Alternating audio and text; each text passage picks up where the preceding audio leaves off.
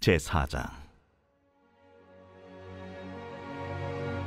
에훗이 죽으니 이스라엘 자손이 또 여호와의 목전에 악을 행하매 여호와께서 하솔에서 통치하는 가나안 왕 야빈의 손에 그들을 파셨으니 그의 군대 장관은 하로셋 학고임에 거주하는 시스라요. 야빈 왕은 철병거 900대가 있어 20년 동안 이스라엘 자손을 심히 학대했으므로 이스라엘 자손이 여호와께 부르짖었더라. 그때에 랍비도세 아내의 여선지자 드보라가 이스라엘의 사사가 되었는데 그는 에브라임 산지 라마와 베델 사이 드보라의 종려나무 아래에 거주하였고 이스라엘 자손은 그에게 나아가 재판을 받더라. 드보라가 사람을 보내어 아비노함의 아들 바락을 납달리 게데스에서 불러다가 그에게 이르되 이스라엘의 하나님 여호와께서 이같이 명령하지 아니하셨느냐? 너는 납달리 자손과 스불론 자손 10,000명을 거느리고 다볼산으로 가라. 내가 야빈의 군대 장관 시스라와 그의 병거들과 그의 무리를 기손강으로 이끌어 내게 이르게 하고 그를 내 손에 넘겨주리라 하셨느니라. 바락이 그에게 이르되 만일 당신이 나와 함께 가면 내가 가려니와 만일 당신이 나와 함께 가지 아니하면 나도 가지 아니하겠노라. 내가 반드시 너와 함께 가리라. 그러나 내가 이번에 가는 길에서는 영광을 얻지 못하리니 이는 여호와께서 시스라를 여인의 손에 파실 것임이니라 하고 드보라가 일어나 바락과 함께 게데스로 가니라. 바락이 스불론과 납달리를 게데스로 부르니 10,000명이 그를 따라 올라가고 드보라도 그와 함께 올라가니라. 사랑하는 크스강 여러분, 좋은 아침입니다. 7월 8일 매일 말씀 나누도록 하겠습니다. 오늘 말씀 사사기 4장 1절부터 10절까지 말씀입니다. 네, 계속해서 이제 사사들의 이야기가 이어지고 있습니다. 그래서 온니엘, 에훗 이 두 사사에 이어서 이제 또 세 번째 사사 드보라가 등장하게 됩니다. 1절 보니까요, 에훗이 죽으니 이스라엘 자손이 또 여호와의 목전에 악을 행하매. 이제 그 어제 본문에 있었던 에훗, 에훗이 죽고 나니까 또다시 이스라엘 백성들이 이제 악을 행하기 시작합니다. 또다시 타락을 한 거죠. 그래서 하나님께서 이제 가나안 왕 야빈을 세우셔서 야빈의 손에 이스라엘 백성들을 넘기시죠. 그래서 그때 그 야빈, 그 가나안의 그 군대 장관은 이제 시스라라는 사람이었는데 야빈에게는 철병거 900대가 있었다 라고 이야기합니다. 그래서 20년 동안 이스라엘이 이 야빈의 손에 가나안의 지배를 받게 되는, 그렇게 심히 학대를 당했다 라고 말씀해주고 있습니다. 그래서 이스라엘 자손들이 이제 20년 동안 그렇게 학대를 당하고 나니까 그제서야 이제 하나님의 이름을 다시 찾고 있습니다. 그렇게 여호와께 부르짖으니까 이제 하나님께서 또다시 사사를 세우시죠. 어떠한 사사를 세우셨습니까? 바로 드보라입니다. 드보라. 4절 보니까요, 그때 라비도세 아내 여선지자 드보라가 이스라엘의 사사가 되었는데 라고 나오죠. 드보라가 등장하는데요, 드보라에 대한 소개를 보니까 5절을 보니까요, 그는 에브라임 산지 라마와 베델 사이 드보라의 종려나무 아래에 거주하였고 이스라엘 자손은 그에게 나아가 재판을 받더라 라고 되어 있습니다. 이 드보라가 살고 있던 곳이 바로 라마와 베델 사이였습니다. 그곳에 살고 있었는데 이스라엘 자손들이 그곳에 있는 드보라에게 찾아왔다라는 것이죠. 왜 찾아왔습니까? 재판을 받기 위해서, 어떤 문제에 대한 송사를 가리기 위해서 드보라에게 찾아왔다라는 것입니다. 이것이 무엇을 말해주고 있는 것인가 하면, 당시에 대제사장과 성소의 권위가 완전히 무너졌음을 이야기해 주는 것입니다. 대제사장 그리고 성소, 그곳의 권위가 완전히 무너졌음. 왜 그렇습니까? 재판을 받기 위해서는 원래는 예, 대제사장에게 나아가는 것이 맞습니다. 예, 그 실로에 있는 예, 그 당시에 그 성소고 성막이 실로에 있었죠. 실로에 있는 그 성소로 나아가서 실로에 있는 그 대제사장에게 가서 재판을 받는 것이 원래는 맞습니다. 그런데 사람들이 그러지 않았다는 것이죠. 성소로 가지 않고 대제사장이 가지 않고 라마와 베델 사이에 있는 이 드보라에게 와서 네, 재판을 받았다라는 것입니다. 이것은 그만큼 그 성소가 타락했음을, 대제사장이 타락했음을 네, 보여주는 것입니다. 그들이 역시나 다른 백성들과 마찬가지로 악을 행했던 것이죠. 그래서 하나님께서 이 드보라를 세우셨는데 이 드보라의 소개가 앞에 나왔던 온니엘이나 에훗과는 조금 다릅니다. 온니엘과 에훗 어떻게 소개되었습니까? 하나님께서 그들을 위하여 한 구원자를 세우셨다. 뭐 이렇게 표현되어 있었습니다. 구원자를 세웠다. 그런데 오늘 드보라에게는 그런 소개가 없습니다. 그런 소개가 없고 드보라가 누군가를 대신 세우죠. 그러니까 드보라를 직접 세우셔서 드보라가 군대를 이끌고 나아가서 적군들을 다 물리치고 이스라엘을 구원하는 그런 구원자로 세워지는 것이 아니라 드보라가 누군가에게 찾아가서 하나님의 말씀을 대언합니다. 바로 바락에게 찾아가죠. 바락에게 찾아가서 하나님께서 너에게 이렇게 말씀하시지 아니하셨느냐? 라고 하나님의 말씀을 대언함으로써 구원자로 바락을 세웁니다. 그리고 6절 하반절부터 7절을 보니까요, 구체적인 전략까지도 어떻게 싸워야 할지 전략까지도 하나님께서 이미 다 마련하셔서 이 바락을 세우고 있음을 보게 됩니다. 어떻게 전략을 세우셨습니까? 너는 납달리 자손과 스불론 자손 10,000명을 거느리고 다볼 산으로 가라. 내가 야빈의 군대 장관 시스라와 그의 병거들과 그의 무리를 기손 강으로 이끌어 내게 이르게 하고 그를 내 손에 넘겨주리라 하셨느니라.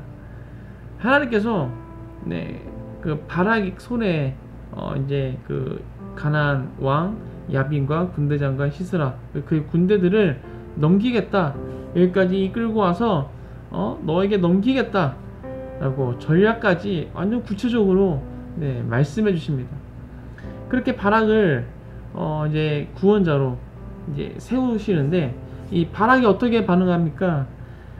8절 보니까요, 바락이 그에게 이르되 만일 당신이 나와 함께 가면 내가 가려니와 만일 당신이 나와 함께 가지 아니하면 나도 가지 아니하겠노라. 하나님께서 드보라를 통해서 바락을 세우셨는데 바락에게 정말 구체적인 그 전략까지도 이야기해주면서 그렇게 세우셨는데 바락이 그 하나님의 말씀을 온전히 신뢰하지 못합니다. 하나님의 말씀에 대해서 의심을 한 거죠.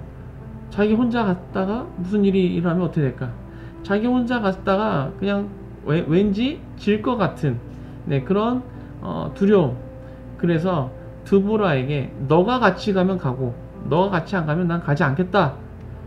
하나님의 말씀을 신뢰하기보다는 사람 드보라를 더 의지합니다.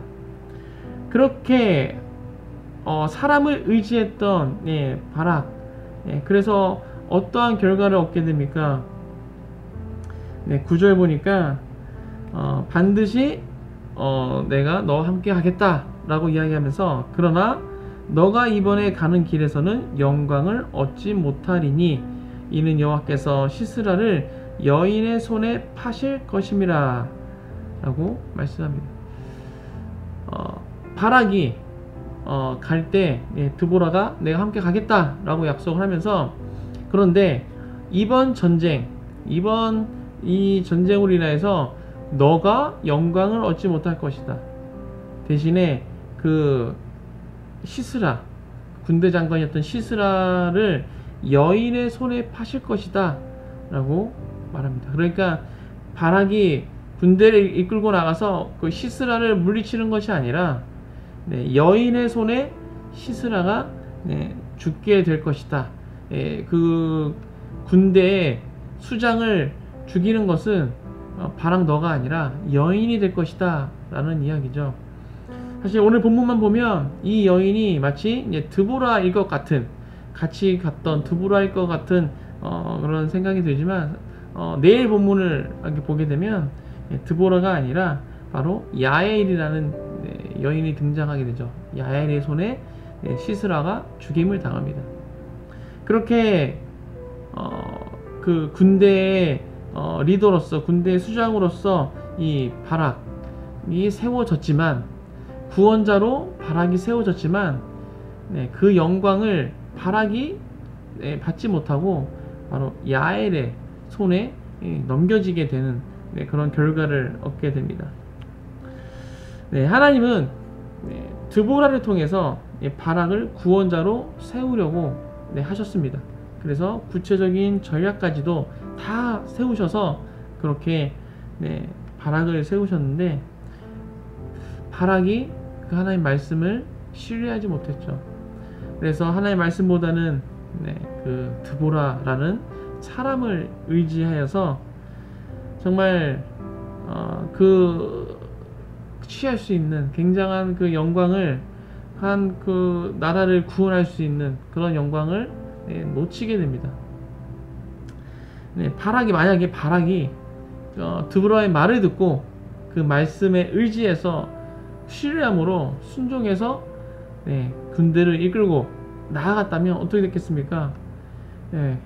뭐 성경에서는 그렇게 나와 있지는 않지만, 바락이 그렇게 순종하지 못해서 나와 있지는 않지만, 만약에 바락이 그대로 순종했다면 앞에 나왔던 온니엘과 에훗처럼 그 나라를 구원한 구원자로서의 그 영광을 바락이 누릴 수 있었을 것입니다. 아주 멋지게 그렇게 묘사가 돼 있었겠죠. 하지만 하나님 말씀을 신뢰하지 못한 바락, 그 영광을 여인에게 빼앗기게 됩니다. 바락이 왜 의심했을까요? 뭐 여러 가지 이유가 있었겠죠. 뭐 어쩌면 아직까지 그 하나님의 말씀이 주어지고 그 말씀이 성취되어지는 그런 경험을 한 번도 하지 못했을 수도 있습니다. 바락에게는 그런 경험이 없었을 수도 있죠. 그래서 자신에게 그런 말씀이 주어졌을 때 그것을 온전히 신뢰하지 못한 그런 바락이었을 수도 있습니다. 또는 바락 자신이 자기 스스로를 봤을 때 나는 그럴 만한 그런 용사가 되지 못함을 그렇게 생각할 수도 있습니다. 내가 군대를 이끌고 나가서 그 가나안 굉장한 그 나라를, 그 군대를 무찌른다고? 아이, 말도 안 돼 라고 자신을 봤을 때 너무 말이 안 되는 상황이기 때문에 그것을 믿지 못했을 수도 있습니다. 하지만 하나님의 말씀 앞에 그런 상황과 조건은 아무런 의미가 없다는 것이죠. 하나님의 말씀이 주어졌다면, 하나님의 말씀이 선포되었다면, 내가 어떠하건, 지금 그 주변 상황이 어떠하건 그것이 어떠한 문제가 되지 않는다라는 것입니다. 하나님께서는 그 모든 상황을 사용하셔서 모든 것들을 협력하여서 하나님의 뜻을 이루십니다. 내가 어떠하건 그건 문제가 되는 것이 아니죠.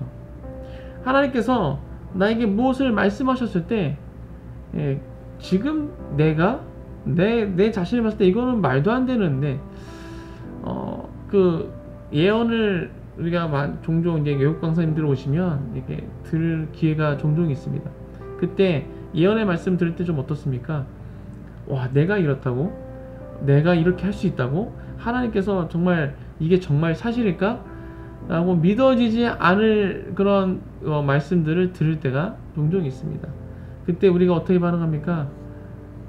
그것을 좀 100% 그 믿음으로 취하기가 쉽지 않을 때가 종종 있습니다. 진짜 이게 정말 사실인가?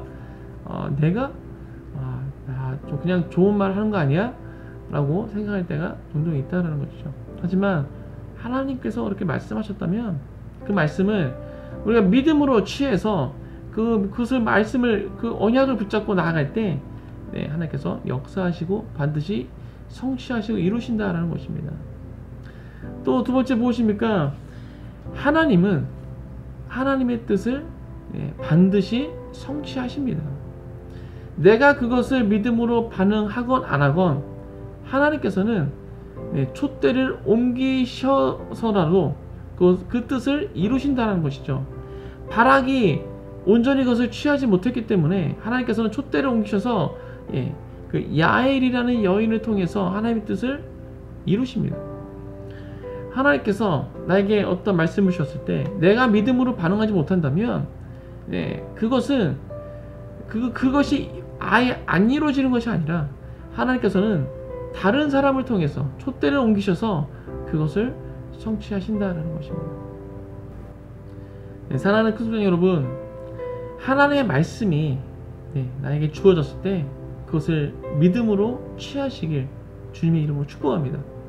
지금 나 자신이 봤을 때 전혀 이루어질 것 같지 않은 그런 말씀이다 할지라도 정말 이것은 정말 말이 안 되는 상상도 하지 못할 그런 말씀이다 할지라도 하나님께서 주신 말씀이라면 그것을 믿음으로 붙잡으시길 주님의 이름으로 축복합니다.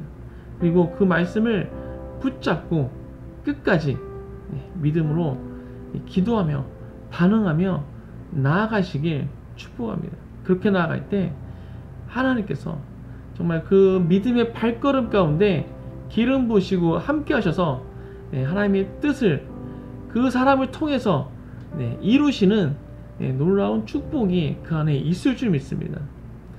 그렇지 않으면 촛대를 옮기셔서 다른 사람을 통해서 그것을 이루실 것입니다.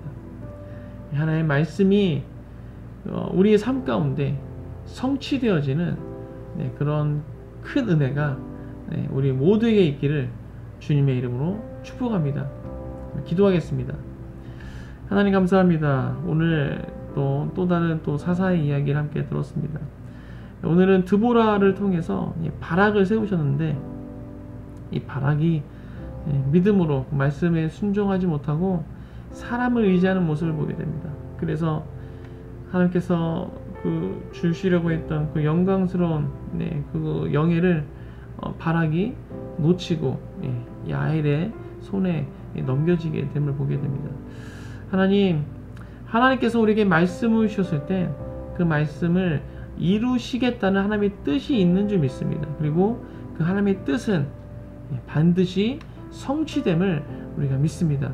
하나님, 그 말씀이 주어졌을 때, 선포되어졌을 때 내가 어떠하건 지금 내 상황이 어떠하건 그것을 바라보지 않고 하나님의 그 말씀을 믿음으로 취할 수 있도록 함께 하시옵소서. 그 말씀을 믿음으로 붙잡고 끝까지 그것을 붙잡고 나아갈 수 있도록, 끝까지 기도하며 나아갈 수 있도록 함께 하시옵소서. 그리하여서 우리의 삶을 통하여서, 나의 삶을 통하여서 하나님의 말씀이 성취되는 놀라운 축복이 우리 가운데 있기를 소망합니다. 오늘 하루도 그렇게 말씀을 붙잡고 나아갈 수 있도록 함께 하시옵소서. 그렇게 한 걸음 한 걸음 나아가는 모든 큰 가족 될 수 있도록 주님 축복하여 주옵소서. 감사합니다. 이 모든 말씀 예수님의 이름으로 기도하였습니다. 아멘.